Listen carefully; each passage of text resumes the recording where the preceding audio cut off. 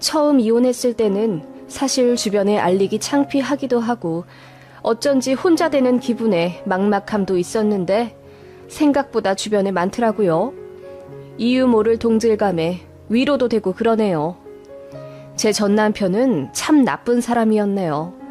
왜 그런 인간한테 그렇게까지 헌신을 하며 살았는지.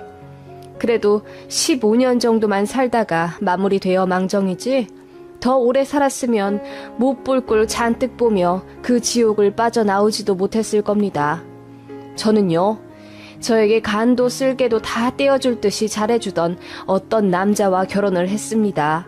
홀어머니 한 분 계시고 집에 돈도 없어 심지어 결혼하며 시모에게 2천만 원이나 드려야 했을 만큼 남편의 사정이 녹록지 않았지만 저에게 주는 그 빛나는 사랑 하나 보고 결혼했네요. 남편은 평범한 직장인이고요. 저는 전업이었습니다만 남편 월급이 많지가 않아 아이들 낳고도 단 한 번도 부업을 안 한 적이 없네요. 식당 설거지, 같은 아파트 사는 주민 자녀들 등하원 도우미, 나중엔 운전까지 하며 카풀 알바를 했었고 액세서리 같은 거 만드는 작업도 하며 부수입을 많이 모았습니다. 어쩔 땐 남편 월급 이상 벌었고 제가 번 돈 고스란히 모아 차도 바꾸고 18평대 살다가 20평대로 이사도 갔습니다. 그렇게 열심히 살면서도 쌍둥이 아들들 잘 키워냈고 집안 살림도 허투루 하지 않았습니다. 불시에 갑자기 찾아오며 감시질하는 시모 때문에 집도 항시 깨끗하게 유지해야 했고 외식이나 배달 음식도 저는 결혼하면서 먹어본 게 손에 꼽을 정도로 늘 제가 요리해 식사했습니다. 남편이 바깥 음식을 너무 싫어했어요. 일하면서 밖에서 점심 사 먹는 것도 난 싫어. 그 조미료 잔뜩 들어가 있는 맛이 질리단 말이야. 집에서라도 집밥 먹고 싶어. 아침에 빵 쪼가리 같은 거 말고 국이랑 반찬에서 먹고 싶고. 입맛도 어찌나 까다로운지 한 번 냉장고 들어갔다 나온 반찬은 냄새가 난다며 안 먹었기에 매번 반찬도 새로 해다 내야 했고 국이나 찌개 빠지면 난리가 납니다. 이건 밥상이 아니라면서요. 물론 결혼 초반엔 대놓고 화를 낸 게 아니라 그냥 입이 삐쭉 나와 삐진 티를 잔뜩 냈었어요. 먹을 게 없다면서요. 그 모습에 괜히 안절부절 못하곤 제가 더 노력했네요. 남편 비위 맞추는 것도 힘들었고 아들 쌍둥이 키우는 것도 정말 만만치 않았습니다. 남편은 손 하나 까딱하지 않으려 하더군요. 결혼 전 별도 달도 따줄 듯 저에게 프로포즈했던 남편의 모습은 어디 가고 밖에서 돈 벌어온다는 이유로 대접받고 싶어 했고 또 회사 일이 잘 안 풀리자 저에게 화를 내는 일도 잦아졌네요. 이럴 땐 너도 다른 집 여자들처럼 남편 위에 보약이라도 사다 주던지. 그리고 꼴이 이게 뭐야? 힘내서 돈 벌러 나가려다가도 기운이 쭉 빠져. 옷이라도 좀 예쁘게 입고 돈 벌러 가는 남편 배웅해주면 좀 좋아?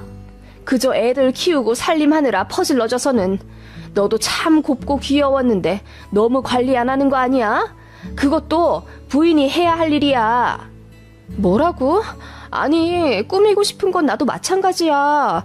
그런데 돈도 없고 또 애들 키우면서 어떻게 화장하고 옷 입어. 게다가 나는 뭐 돈 안 벌어? 부업 항상 하잖아. 오늘도 당신 출근시키고 애들 어린이집 보내고 나면 나 카페 가야 돼. 설거지하러. 그거 몰라? 그게 무슨 일이라고 생색을 내니? 월급 따박따박 갖다 주는 나 없었으면 네가 이렇게 집에서 편하게 지낼 수 있을 것 같아? 황당하더군요. 남편은 인사 관련 문제 때문에 승진해서 미끄러졌고 그 일을 기점으로 회사에서 일이 잘 안 풀렸습니다. 그래서 그런지 결혼 생활을 하면 할수록 예민하고 까칠한 모습만 보이던 남편이었습니다. 사실 저도 꽤 순한 편이었거든요. 제가 하는 모든 일에 억울해하지도 않았고 그저 제 가정을 위해 제가 조금만 더 노력하면 모두가 행복하니까 그 맛에 가사 육아 그리고 며느리 도리까지 쉬이하지 않았던 겁니다. 그런데 남편이 회사 스트레스를 이유로 저에게 다 풀고 집에 와서는 가장의 무게를 핑계로 아무것도 하지 않으며 누워만 있으려 하니 자연스레 부부싸움도 참 많이 했네요. 그런데 이 양반이 싸우기만 하면 그렇게 툭 하고 집을 나가대요. 나가서는 시댁으로 가는 겁니다. 홀 시어머니랑 시 이모님한테 본인 유리한 쪽으로 다 일러바치면 다음날 문을 쾅쾅거리는 소리가 어김없이 나죠. 애미야, 문 열어라. 너 집에 있는 거 다 안다. 당장 안 열어? 그 바람에 애들이 놀라 울고불고 난리치고 제가 문을 열면 어머님과 시 이모님이 눈에 쌍심지를 켜고 저를 보며 윽박 지르는 겁니다. 너 우리 아들한테 뭐라고 했다면서? 걔 회사에서 힘든 거 몰라? 다들 우리 아들 편 안 들어주는데 집에 와서 너라도 잘해줘야 할 거다냐? 우리 아들 힘들어 죽겠다는데 너는 그저 너 하나 편하자고 설거지를 시켜? 네가 해야지. 어머님, 맨날 시키는 것도 아니고요. 어제는 우리 애들이 많이 아파서 약도 먹이고 그러느라. 그게 무슨 상관인데? 애들 아픈 게 뭐? 나는 손자보다 우리 아들이 먼저다. 한 번만 더 우리 아들한테 집안일 시키면 가만 안 둔다. 그래, 우리 언니 말이 맞아. 남자가 밖에서 일하고 오면 집에서 쉬게 해야지. 게다가 우리 조카가 지금 일이 많이 힘들대잖아. 네가 현명하게 해야지. 저도 쌍둥이 키우고 집안일하고 알바까지 뛰느라 너무 힘든데요. 같이 행복하게 살자고 하는 결혼인데 물론 그이 힘든 거 알아요. 그치만 말이 많구나. 너의 그런 면에 우리 아들이 찔리는 거야. 알간? 그렇게 폭언을 퍼붓다 떠나시면 그 빈자리에는 공허함과 절망이 남곤 했죠. 그때부터 이혼? 왜 생각 안 했겠어요. 이렇게 살 바엔 이혼하자 싶었는데 애들이 아빠를 워낙 좋아했어요. 그리고 딸보단 아들에게 아빠가 꼭 필요하다는 고리타분한 생각이 당시 저에게 강하게 있었던 것 같아요. 그래서 이악 물고 버티자 싶었고 저도 나름대로 남편 잘 구슬려가며 본인 양말 정도는 뒤집어 내놓지 않을 정도로만 시키며 살았네요. 그리고 어찌나 저한테 대접받고 싶어 하는지 그 부분은 남편이랑 시모랑 똑같더군요. 제가 집에 있으면 물 한 잔 제 손으로 떠다 먹지 않았어요. 화 안 냈냐고요? 물론 화도 내보고 남편한테 물 정도는 네가 떠다 먹어라 시키기도 했죠. 그러면 입이 대빨 나와서는 순식간에 집이 얼음장이 되는 겁니다. 그래도 밖에서 고생하는 남편인데 물 한 잔도 안 떠다 줘? 내가 뭐 밖에서 옹달샘 물이라도 갖고 와 달라고 했어? 그냥 물이잖아. 그게 그렇게 억울해? 억울하다는 게 아니라 그 정도는 본인이 할 수 있잖아. 그래, 당신 말대로 옹달샘 물 떠다 먹는 것도 아닌데 좀 스스로 해. 애들도 자기가 알아서 먹는데. 뭐? 내가 애들보다도 못하단 소리야? 너 지금 나 무시하냐? 내가 언제 무시했어? 그게 무시하는 말이야? 그래, 네가 지금 나 무시하잖아. 회사에서도 무시당하고 집에서도 무시당하고 내 인생 왜 이렇게 비굴하고 서럽냐? 에휴, 내가 나가야지 하면서 집을 나갑니다. 그리고는 시댁으로 가요. 그럼 어떻게 되겠어요? 다음날 시 이모님이랑 어머님들이 들이닥치는 거죠. 그런데 참 남편도 여우 같은 면이 있는 게 그런 식으로 난리를 떨고 나면 애들한테 엄청 잘합니다. 특히 제가 못하는 몸으로 하는 놀이를 왕창 해주고는 아빠밖에 없지? 이런 건 엄마가 못해주지? 너희들 아빠 없인 못 살겠지? 하면서 애들이 아빠만 졸졸 쫓아다니게 만들어요. 그 모습 보면 제가 어떻게 이혼하잔 말이 쉽게 나오겠어요. 그래서 저는 반 포기하고 살았던 것이지요. 솔직히 저만 참으면 아무 일 없는 상황이잖아요. 제 결혼 생활에 궁금해하는 친정 부모님께도 걱정시켜드리고 싶지 않았고 남편 회사 일 잘 안 풀리는 이 시기만 지나가면 다 괜찮아질 거라 믿으며 10년을 버텼네요.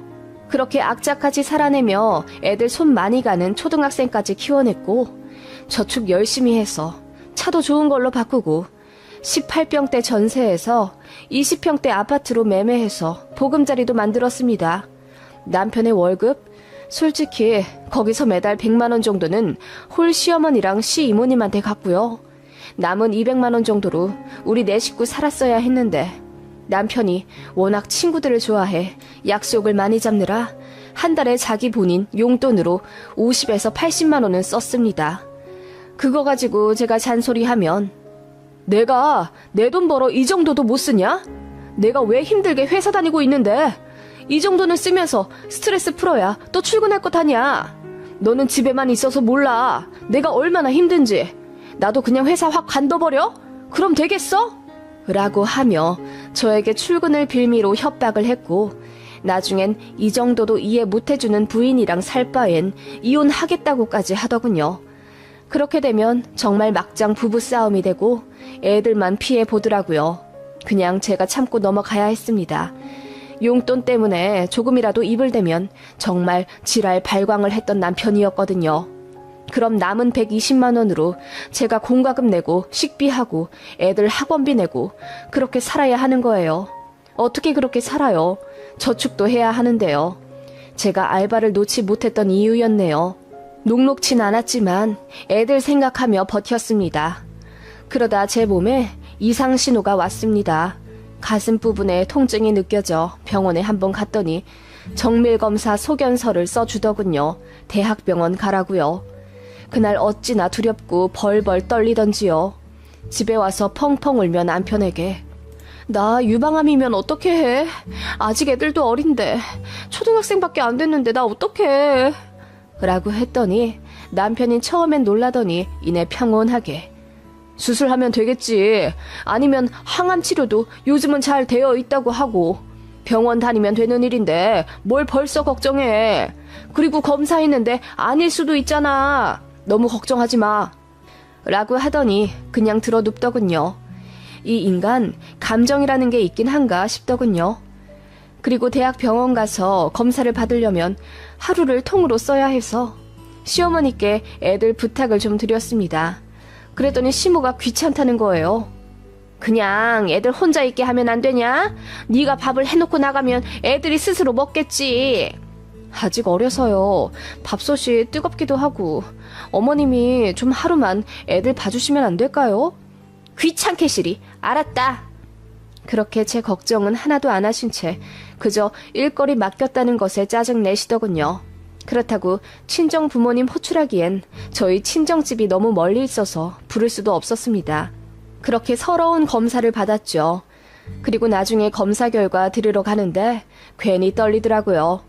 그래서 남편한테 같이 가주면 안 되겠냐 물으니 회사 결근 처리하는 거 복잡하고 암도 아닐 것 같은데 그냥 혼자 가라고 신경질 내더군요.